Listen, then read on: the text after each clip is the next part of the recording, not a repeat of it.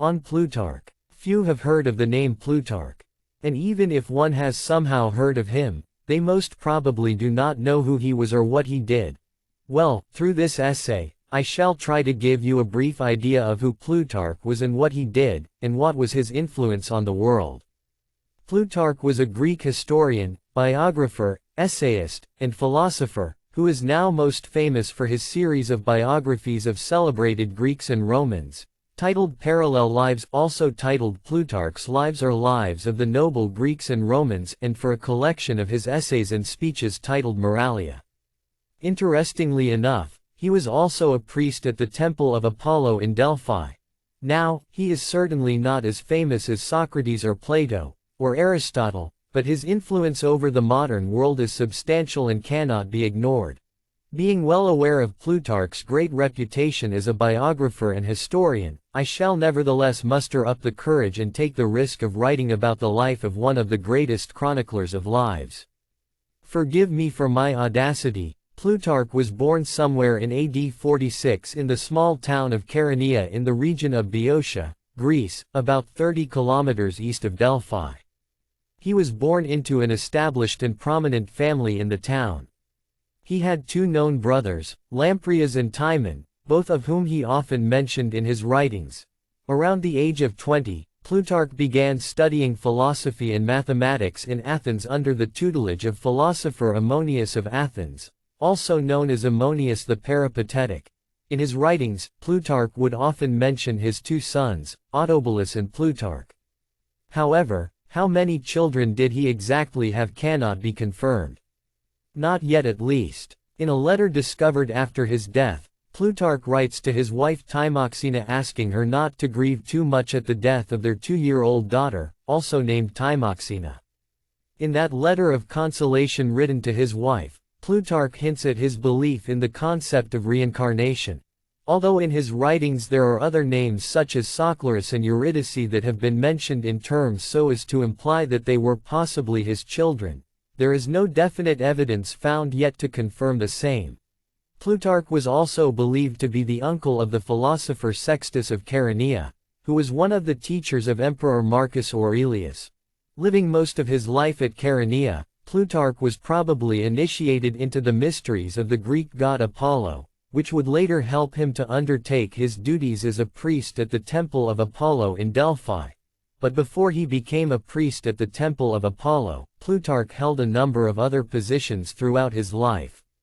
He served as a magistrate in his hometown of Chaeronea, representing the town on several diplomatic missions to foreign countries in his early adult years. He also held the public office of archon in his native municipality. Plutarch most probably served in such positions due to the influential family he belonged to. Eventually, at some point in his life, he received Roman citizenship with the help of his sponsor Lucius Mestrius Florus, who was a close associate of the new emperor Vespasian. After receiving Roman citizenship, Plutarch took the name Lucius Mestrius Plutarchus. It was only sometime around AD 95, when he was around 50 years old or so, that Plutarch was made one of the 2 sanctuary priests for the Temple of Apollo at Delphi. He was instrumental in reviving the Delphic shrines during his time as a priest, as the site had declined and deteriorated considerably since the classical Greek period.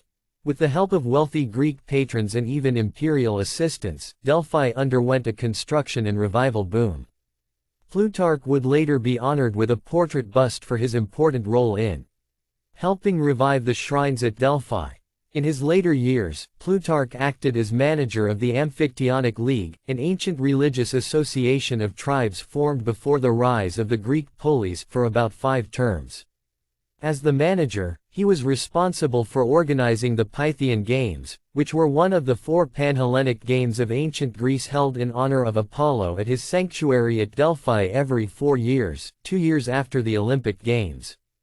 He would later describe this service in his work Whether an Old Man Should Engage in Public Affairs. It is also speculated by the 8th century historian George Syncellus that late in his life, Plutarch was appointed as nominal procurator of Achaia by Emperor Hadrian. Now, how true is this speculation I do not know.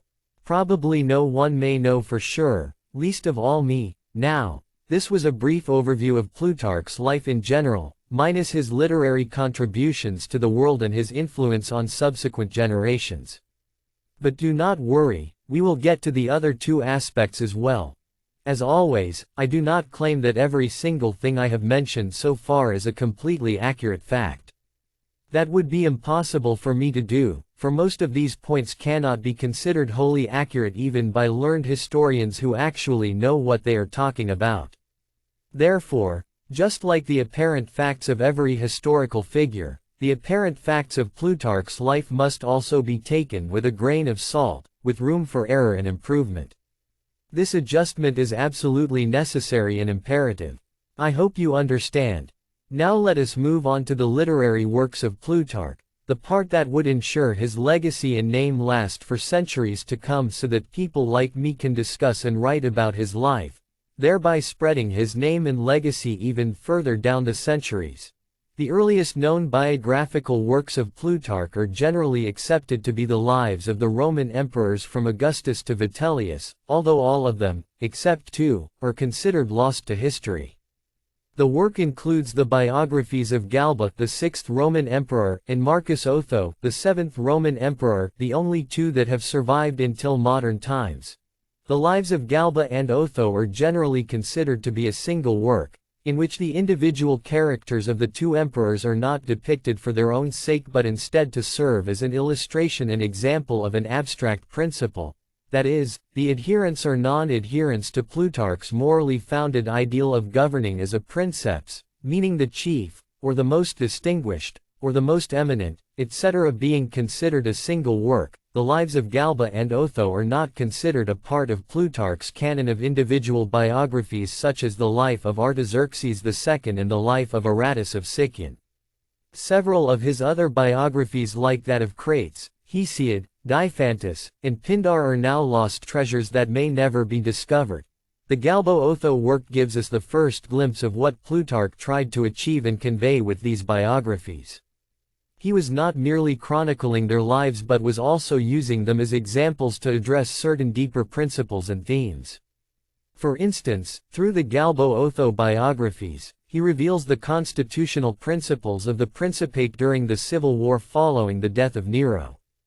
Plutarch morally questions the behavior of the autocrats while simultaneously also giving an impression of their tragic destinies in which they ruthlessly compete for the throne, eventually destroying each other.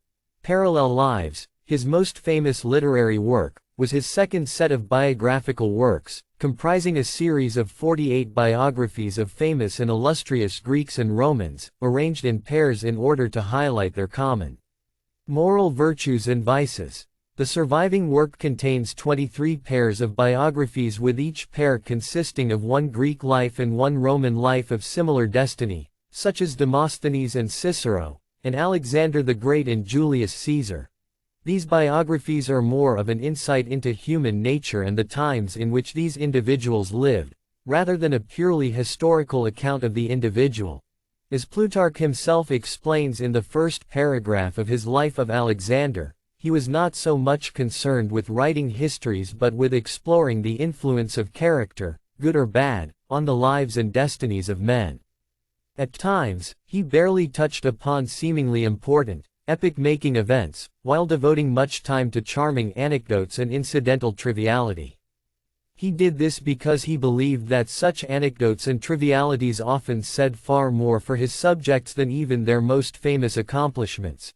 Plutarch's primary interest in writing these biographies was ethical rather than merely historical, and he went to great lengths to draw parallels between moral character and physical appearance. For this reason, he is often regarded as one of the earliest ethical or moral philosophers. Plutarch's biography of Caesar is one of the main accounts of Julius Caesar's feats by ancient historians, along with Caesar's own works Bellum Gallicum and Bellum Seville, and Suetonius' The 12 Caesars. The biography of Alexander is written in parallel to that of Julius Caesar and is one of only 5 surviving tertiary sources on Alexander. Great emphasis is laid on Alexander's drive and desire and ambition for glory and excellence while scorning wealth or pleasure or any other kind of luxury. However, his account of Alexander is not one of blind awe and admiration for the man. As the narrative progresses, one might notice that Alexander's deeds become less savory and Plutarch's admiration for him seems to wane. What makes these works truly special is that they include certain anecdotes and descriptions of events that appear in no other source.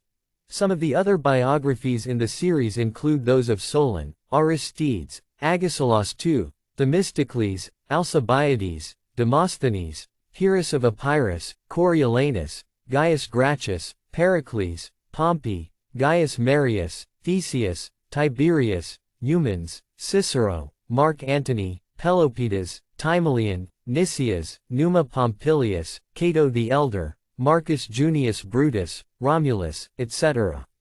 Out of these surviving ones, many have been tampered with by subsequent historians and writers.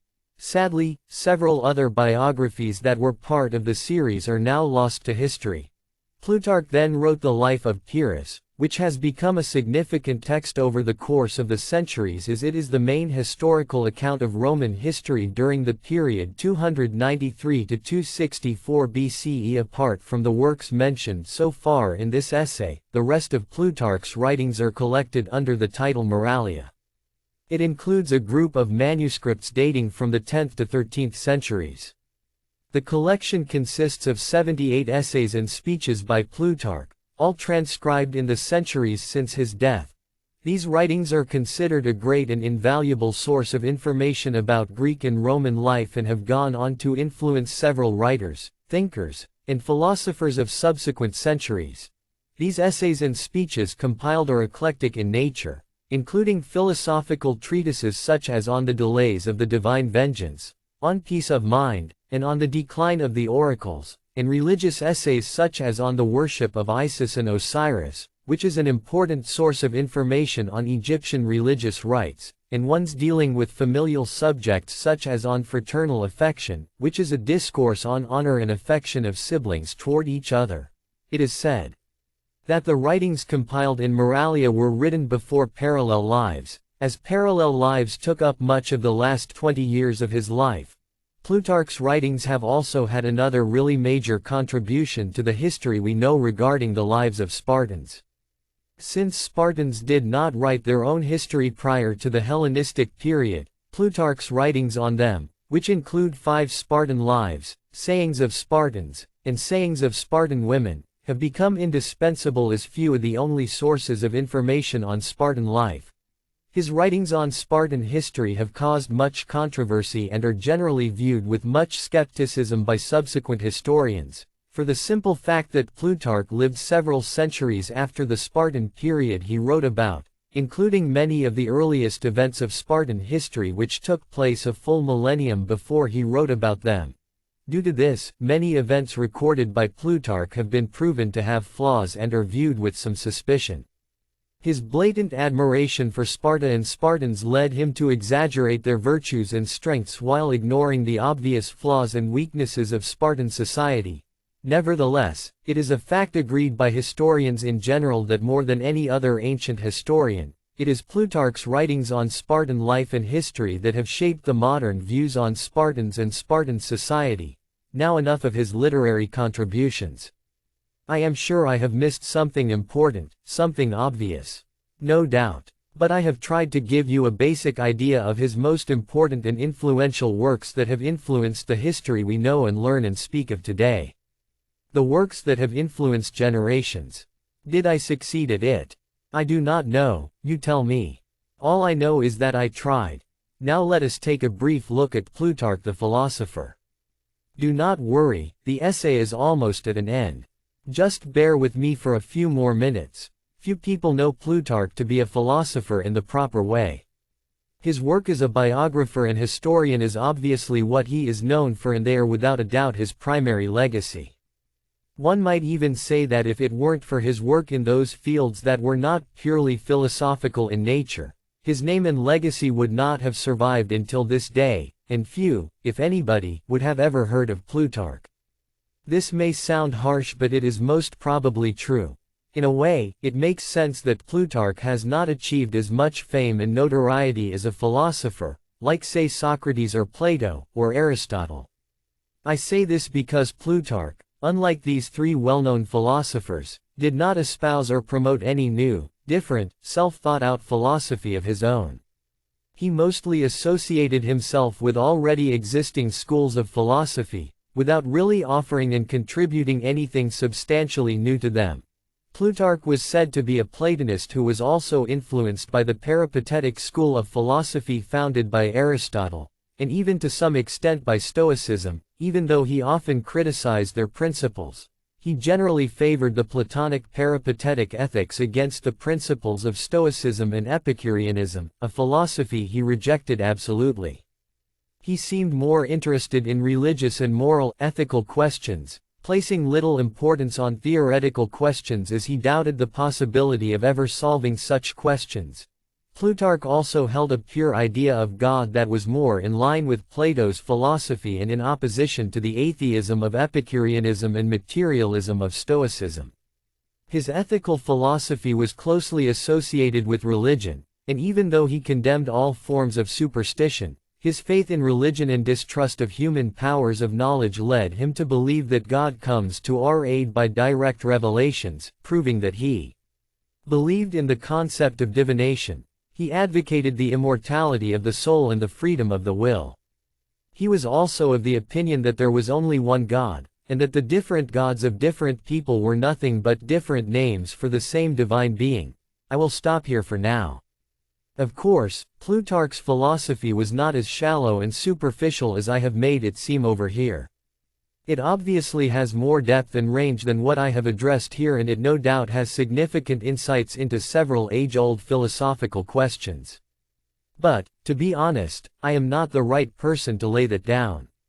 My ignorance and lack of true, in-depth knowledge regarding his philosophy prevent me from doing so. Over the course of several centuries since his death, Plutarch's works would go on to have an enormous influence on writers and thinkers of all kinds. His writings would have a massive impact on French and English literature.